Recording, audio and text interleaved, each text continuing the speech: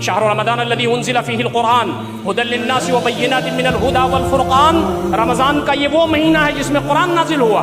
یہ ہدایت کی کتاب ہے، ہدایت کی واضح نشانیاں اس میں موجود ہیں، حق و باطل میں تمیز کرنے والی الفرقان کسوٹی ہے یہ قرآن مجید، یہ قرآن نور ہے، یہ قرآن ضیاء ہے، یہ قرآن ہدا ہے، یہ قرآن شفاء لما صدور ہے، یہ قرآن زندگی کا لاہ عمل ہے، یہ قرآن ہماری انفرادی زندگی، ہماری اجتماعی زندگی، اس قرآن مجید میں سول لاز ہیں، اس قرآن مجید میں کرمنل لاز ہیں، اس قرآن مجید میں گھر کی زندگی، بازار کی زندگی، سوسائٹی کی زندگی،